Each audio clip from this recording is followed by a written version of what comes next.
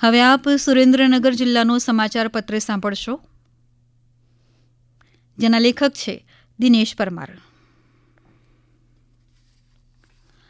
લોકસભાની ચૂંટણીના માહોલ પછી હવે ધીમે ધીમે ચોમાસાનો માહોલ છવાઈ જવાની તૈયારી શરૂ થઈ છે.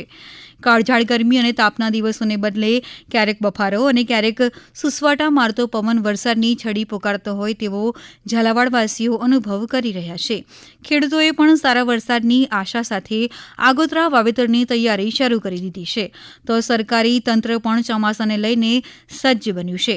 તાજેતરમાં યોજાયેલી પ્રી મોન્સૂન પ્રિપેર્ડનેસ બેઠકમાં ચોમાસા પૂર્વે વૃક્ષો ટ્રીમ કરાવવા, જર્જરિત વીજપોલ, વાયરો, ટ્રાન્સફોર્મરનું રિપેરિંગ કામ પૂર્ણ કરવા, ભયજનક બની શકે તેવા જર્જરિત મકાનો, સ્ટ્રક્ચર, હોર્ડિંગ્સના સર્વે હાથ ધરીને ઉતારી લેવા સહિતની જિલ્લા કલેક્ટરે સૂચના આપી હતી.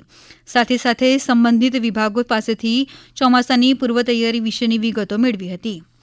સમગ્ર રાજ્યમાં નિર્મળ ગુજરાત અને સ્વચ્છ ભારત મિશન અર્બન અન્વયે 15મી જૂન સુધી નિર્મળ ગુજરાત સ્વચ્છતા પખવાડિયાની ઉજવણી થઈ રહી છે.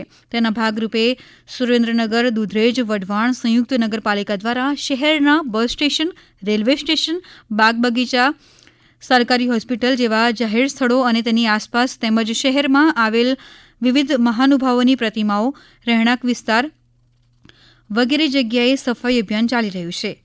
દરરોજ જુદી જુદી થીમ હેઠળ સઘન સાફ સફાઈ કરવામાં આવી રહી છે. સુરેન્દ્રનગર IOCL પમ્પિંગ સ્ટેશન ઉપર જિલ્લા આપત્તિ વ્યવસ્થાપન તંત્ર તથા ડિસ્ટ્રિક્ટ ક્રાઇસિસ ગ્રુપના સંયુક્ત ઉપક્રમે ઇમરજન્સીમાં રાહત કાર્યની સફળતાપૂર્વક મોક ડ્રીલ યોજાયેલ હતી.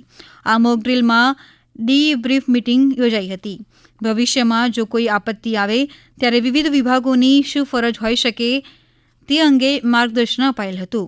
મોક ડ્રીલમાં જિલ્લા આપત્તિ વ્યવસ્થાપન તંત્રની ટીમ, પોલીસ વિભાગ, નગરપાલિકાની ફાયર શાખા, આરોગ્ય વિભાગ, 108 ઇમરજન્સી સેવા સહિતની ટીમ હાજર રહી હતી. થાનગઢ વરિયા પ્રજાપતિ સમાજ દ્વારા તેજસ્વી વિદ્યાર્થીઓનો સન્માન સમારંભ યોજાયો હતો.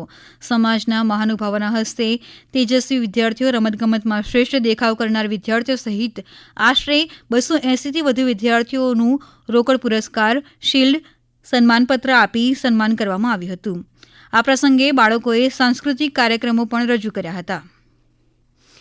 વેકેશનમાં બાળકો મોબાઈલ, ટીવી અને રમતોમાં પોતાનો સમય વ્યતીત કરતા હોય છે, ત્યારે જૈન સમાજના બાળકોમાં ધાર્મિક સંસ્કારોનું સિંચન થાય તે માટે Jain social group Surendranagar silver દ્વારા વિવિધ 7 જિનાલયોમાં પક્ષાલ પૂજન શિબિરનું આયોજન કરવામાં આવ્યું હતું. દર રવિવારે યોજાયેલ પક્ષાલ પૂજામાં આશરે 350થી વધુ બાળકો જોડાયા હતા. દાતાઓના સહયોગથી બાળકોને ગિફ્ટ આપવામાં આવી હતી.